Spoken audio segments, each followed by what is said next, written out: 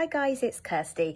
In today's video, I want to talk about how it's not helpful to put pursuing the things that we want to do on hold while we aim towards our OCD or anxiety recovery. So by this, I mean, I want to talk about not holding off from making, big steps in your life that you want to make, not delaying these things until after you're recovered. But before I go into that, I would like to ask, please do subscribe by clicking on the subscribe button below in order to stay up to date with new videos as they're released.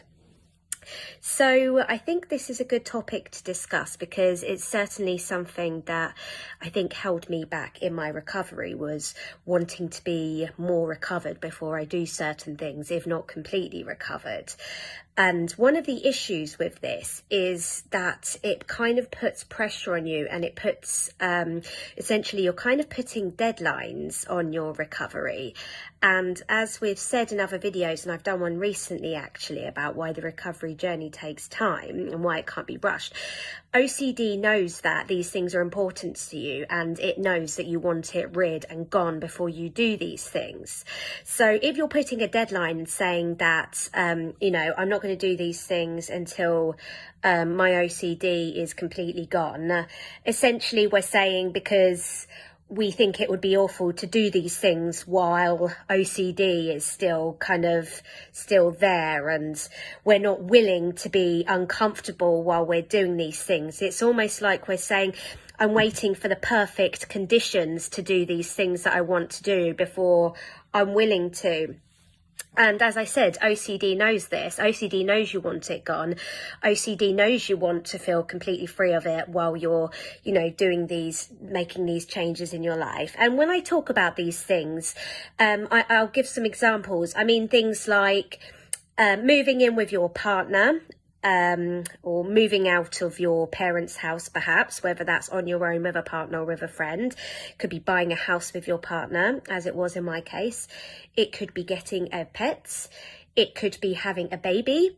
It could be getting married. It could be starting the degree that you've been wanting to start. It could be changing your jobs, going for a new job or going for a promotion within your current company.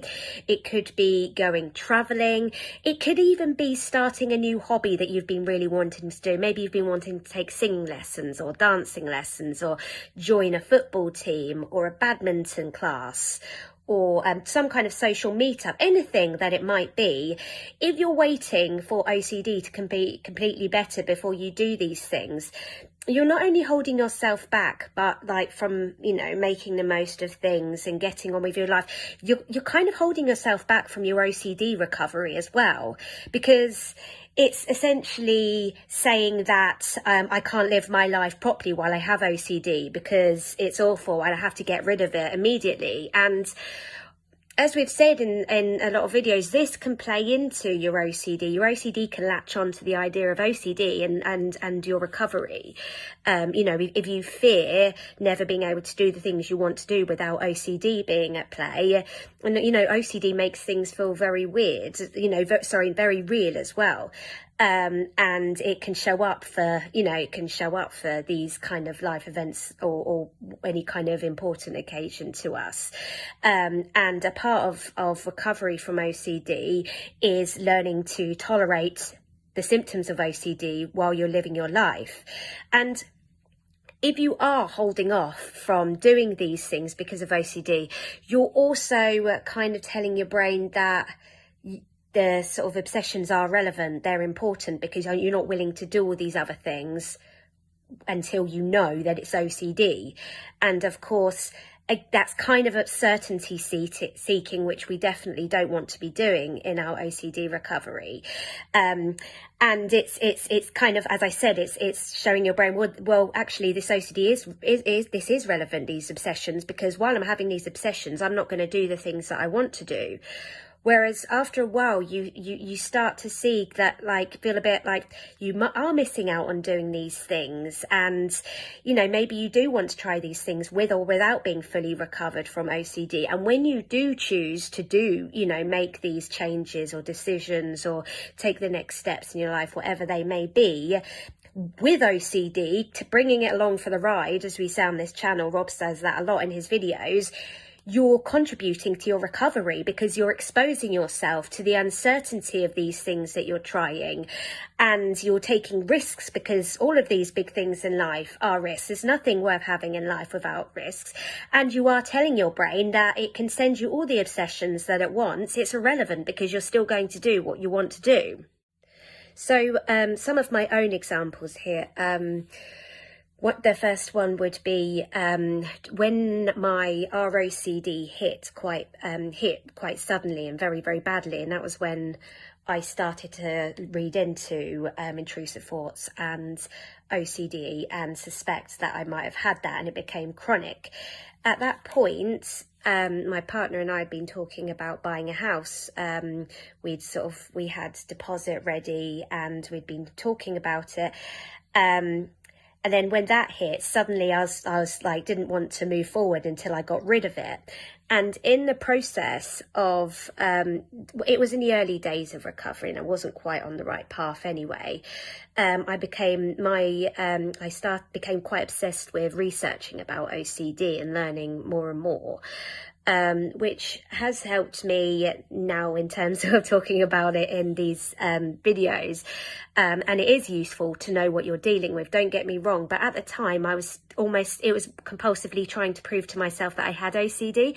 And of course, the more you do that, the more you doubt that you have OCD, as is the way it goes. But I was compulsively researching it. I was compulsively trying to get better. I was terrified of not getting better. And because I wanted to move forward with my life, I wanted to pursue the plans that me and my partner had made. But I wanted to get the hell rid of OCD before I was willing to, because I wanted to have certainty over the fact that it was OCD. So I've done videos on this channel talking about how, anything can really become compulsive, and gave some of my own examples, and a lot of those examples fed into this, was trying to get rid of OCD, and that particular obsession, particularly before I felt like I could move forward and buy the house that I'd been wanting to buy for a long time. It was very important to me to at some point be able to own my own house and to be able to make a full home and have a permanent base, because I'd moved a lot. And being with my partner for a couple of years before our OCD kicked in was the most kind of, I suppose, settled and happiest and safest I'd felt for a very, very long time. So it was very important to me that I wanted to buy a house with him, and naturally, my wanting to get rid of all my symptoms before I did that was counterintuitive for me, because even if I was kind of starting to let go of certain fears that I was holding on to, like, for example, relationships ending and things like that, I was still very much holding on to the fear of still having OCD when I made these kind of decisions. So while I was working with Rob from OCD recovery, I made a lot of progress in the first few months particularly, and that was when I started to look for houses with my partner, and it was anxiety provoking. It was a huge exposure for me, and decorating the house continued to be, but it's one of the best things I've ever done, as have a series of things that I've since done since then, in terms of moving forward with my life and not letting my anxiety hold me back anymore. The following year after buying my house, I did something else that I'd always wanted to do and bought a puppy, which was an exposure, firstly ROCD, but obviously when you're responsible for something small and cute, it can bring on its own types of obsessions, as it did, like sort of harm and responsibility. And there was periods of time when I very much wanted to get engaged, but I wanted to make sure that I got rid of OCD before I did. Again, once I started to work on disputing the idea that it would be awful for it not to be gone by the time I was engaged, I started to kind of take the pressure off myself and my recovery a little bit. And that was when I started to make really big strides. And a year after getting my dog, I got engaged. And then a year after that, I got married. So, these, all of those things were sort of great things that I'm so happy that I did, and I'm so happy, extra happy that I did them, you know, that I worked extra hard, I suppose, to get to those points, and I could feel extra happy in those moments because I knew how hard I'd worked towards kind of being at that point. So this is where I wanted to give my own examples of where my OCD and anxiety would have held me back from taking those steps. And it was in sort of during taking those steps and exposing myself to you know, uncertainties, change and risks was all kind of important parts of my recovery. You know, living your life on your terms is an important part of your recovery alongside whatever other recovery work that you're doing. Another thing that I've done since working on my OCD, well, since my OCD became chronic, was I finally 2 years ago, I think 2.5 years ago now, left a career that I was very, very unhappy in. I was terrified to leave prior because I was kind of thought, well, I'm only able to do this job because I've been doing it for so long. I'm not good enough to do something else. And again, when I was kind of, I'd been thinking about moving jobs, and then my OCD became very chronic. I think the stress of that job, I think things did accumulate for me, and I wasn't looking after myself. And I think that kind of accumulated to me becoming particularly struggling particularly with my anxiety and maybe not doing anything about it soon enough. But while I was working on my recovery, I thought, I'm not going to try and do anything about this job. It's just safer to stay, even though it continued to be extremely stressful and I was unhappy for quite a long time. And then it did finally reach a certain point when I decided that it didn't matter if, you know, it didn't matter if I was uncomfortable. It didn't matter if it made me nervous and more anxious. It was time to make the change, to change my job. And again, absolutely no regrets. I'm so glad I did that. But it's another example of where I was holding back from making that change in my life until my OCD got better. And again, I couldn't continue to wait on that before I pursued other things that I wanted to do. So I hope these kind of give you some ideas of some of, you know, the things that you might not be, you know, maybe you're holding back from doing, and the reasons why you might be holding back from doing it, you know, because you might be terrified that it's going to cause you extra stress and spike your OCD as well. And it's really helpful to kind of take on the attitude with your recovery of kind of almost like bring it on. I'm not afraid of it. I can tolerate it. It's not awful, because we want to show our brains that we're not terrified of it, that we can stand it. And essentially not doing the things that we want to do is avoidance, which avoidance is essentially a compulsion.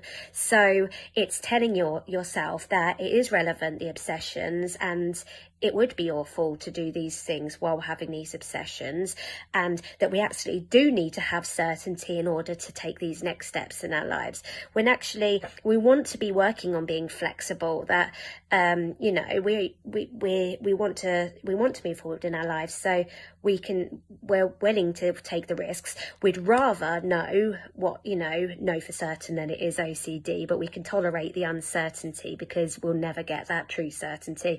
And we'd strongly prefer to be making those next steps in our lives without OCD lingering around and pestering us. However, we could stand it if it is still there, as we have done through other parts in our lives, even if it's just smaller events that we've life events that have happened while we've had OCD, or things that we've done. We can use them as examples of I know I could tolerate, for example, with sort of thinking, but I didn't want OCD naturally when before I was engaged. I was nervous that if I got engaged and then married, would OCD ruin my wedding day? Would I spend money on my wedding day and have it ruined by OCD?